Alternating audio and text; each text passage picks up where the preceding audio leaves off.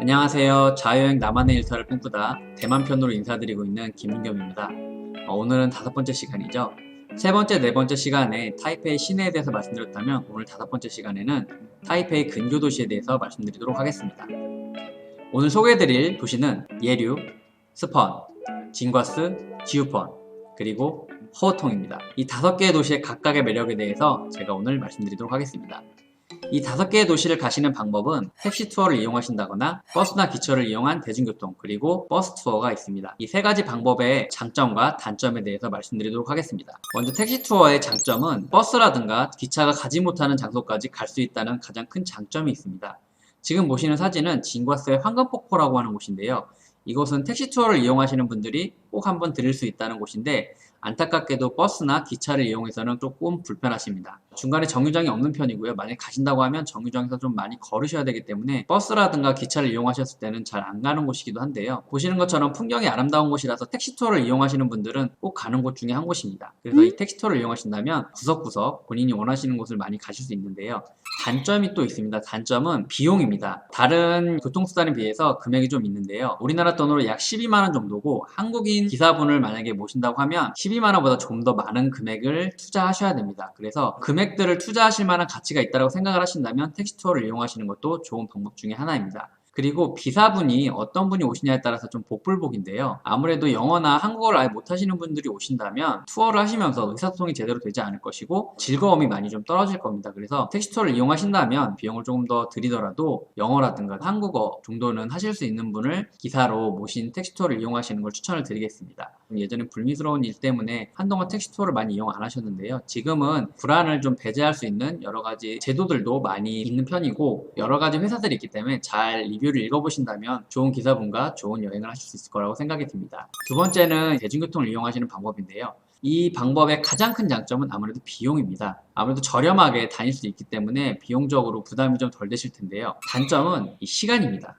도시들 간의 이동 시간이 약 1시간 정도 걸리는 경우도 좀 많기 때문에 이동하시면서 지루하실 수도 있고요. 갈아타시는 시간을 잘못 맞추시면 길에서 버리시는 시간이 좀 많으실 수도 있습니다. 그래서 자기가 조금 헤매더라도 비용이 좀 적게 든다면 훨씬 좋은 여행이라고 생각하신다면 대중교통을 이용하시면 되고요. 내가 길에서 버리는 시간이 좀 더 아깝다라고 하신다면 대중교통을 이용하시는 방법에 대해서 다시 한번 고민해 보시는 걸 추천해 드리겠습니다. 세 번째는 버스 투어인데요. 어떻게 보면 이제 패키지 여행처럼 버스에 타고 많은 사람들과 같이 이동을 하는 건데요. 장점은 버스 투어 같은 경우에는 이제 택시 투어처럼 가시는데 좀 편합니다. 그리고 가시는 동안 체력을 비축할 수 있는 시간을 갈 수 있다는 게 가장 큰 장점이고요. 단점 같은 경우에는 앞서 말씀드린 것처럼 패키지처럼 다니기 때문에 본인이 원하시는 시간만큼 보실 수 없을 수도 있고 또 내가 생각보다 재미가 없는데 라고 하셔도 그 시간만큼 거기 있으셔야 되는 경우도 있기 때문에 고민해 보셔가지고 이 3가지 방법 중에 하나를 결정하시는 걸 추천드리겠습니다. 5개의 도시에 대해서 말씀을 드리겠는데요. 첫 번째는 예류입니다. 이 예류는 이 바닷가 근처에 있는 돌들이 바람에 의해서 갖가지 기묘한 모양, 신기한 모양들로 깎여 나가면서 그 돌들을 보는 재미가 있는데요. 사진에 보시는 것처럼 버섯 모양의 돌들도 있고 신발 모양이라든가 다양하고 재밌는 모양들이 많이 있습니다. 이 예류의 백미는 여왕 머리 돌입니다. 지금 이 목 부분이 계속 깎여 나가고 있어서 수십 년 후에는 이 돌이 그 무게를 못 이기고 이제 떨어질 거라고 하는데 그 전에 한번 가보셔서 구경을 하시면 좋을 건데요. 가까이 보시면 클레오파트라 여왕 같은 모양이 보이시죠? 이 앞에 사진을 찍는 사람들이 많이 있는데요. 제가 생각했을 때는 사람이 많고 줄이 길다면 굳이 거기서 찍으실 필요는 없다라고 생각을 하고요. 제가 지금 사진을 찍는 위치처럼 좀만 뒤로 오신다면 줄 서지 않고서도 충분히 보실 수 있다고 생각을 합니다. 여기 보이는 돌들의 전부는 아니고요. 더 많은 신기한 돌들이 많이 있으니까요. 관심 있는 분들은 꼭 방문해 보시는 걸 추천드리겠습니다.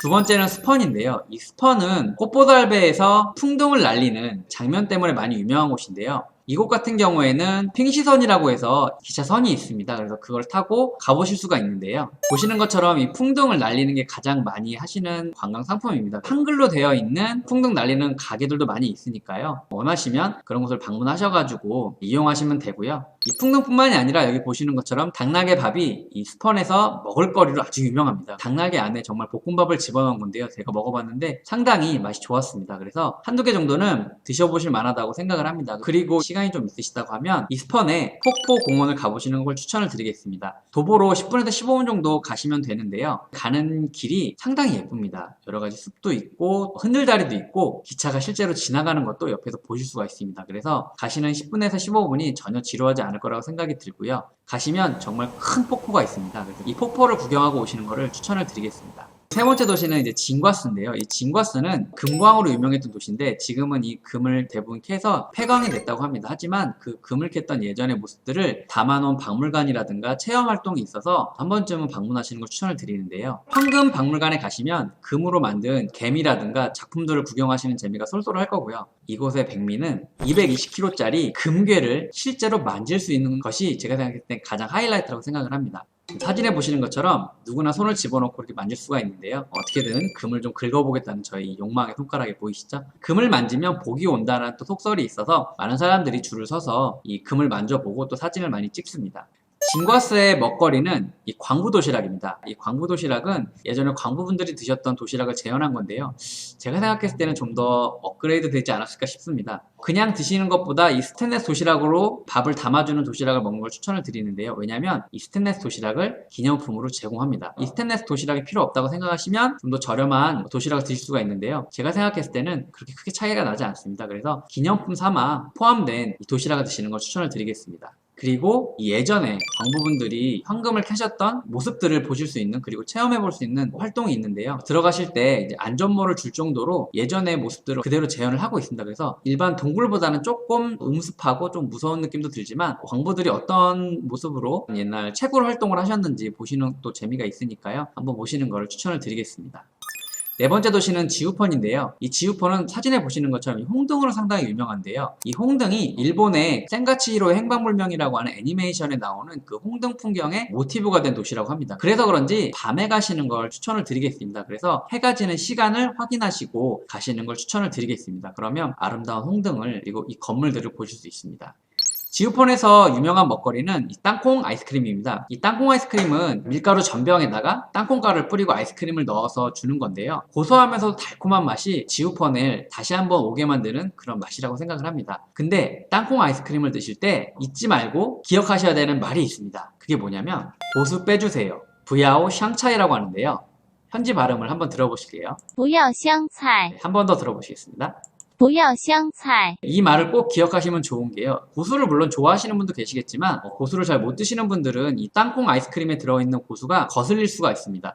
양고기라든가 기름진 음식에는 상당히 좋다고 생각을 하는데 달콤하고 고소한 이 아이스크림에는 제 입맛에는 조금 안 맞았습니다. 그래서 저는 이 부야오 샹차이를 말하고 고수를 한번 빼고 먹어보고 그냥도 먹어봤는데 뺀 게 더 맛있었습니다. 그래서 처음 드시는 분 중에 고수에 대해서 부담감이 좀 있으시다면 이 말을 기억하셨다가 고수를 빼고 드시는 걸 추천을 드리겠습니다. 마지막 도시인 허우통인데요. 이 허우통은 고양이가 상당히 유명합니다. 아까 말씀드린 스펀 기억하시죠? 그 핑시선을 타고 스펀을 갈 때 중간에 내리시면 이 허우통이 있습니다. 그래서 스펀을 가시는 분들 중에서는 이 허우통을 가시는 분들이 상당히 많은데요. 특히 고양이를 좋아하신다면 꼭 한번 들리시라고 추천을 드리고 싶습니다. 왜냐면 제가 고양이를 너무 좋아하는데 여기 정말 만족도가 높았던 도시였습니다. 그리고 고양이들이 정말 기차역부터 거리에, 마을에, 곳에 있습니다. 그리고 이 목걸이에 인증표가 있습니다. 마을 사람들이 이 고양이를 잘 돌봐주고 있다는 뜻이거든요. 그래서 사람의 손길을 전혀 무서워하지 않고 피하지도 않습니다. 그래서 고양이를 많이 쓰담쓰담 해줄 수 있는 도시라서 고양이를 좋아하시는 분들은 다시 한번 말씀드리지만 꼭 한번 들려보시라고 추천을 드리고 싶습니다. 길거리에 이렇게 고양이들이 널브러져 자고 있습니다. 얼마나 편하면. 이런 고양이들의 잠자리 모습들을 볼 수 있고요. 이런 고양이들도 볼 수 있습니다. 이만큼 고양이를 사랑하고 아끼는 도시인 만큼 고양이가 그려져 있는 펑리수가 있을 정도입니다. 이 펑리수는 제가 다음 시간에 말씀드리겠지만 대만의 대표적인 디저트인데요. 디저트의 모양을 고양이로 만들 정도로 이 도시는 고양이를 사랑하는 도시입니다. 5개의 도시에 대해서 간단하게 말씀드렸지만 이 5개의 도시를 모두 가보시라는 건 아닙니다. 그리고 이 도시를 모두 가보실 필요는 사실 없다고 볼 수도 있습니다. 도시들을 보시고 매력적이라고 느끼시는 도시를 정하셔가지고 한 번은 가보시는 것을 추천을 드리겠습니다.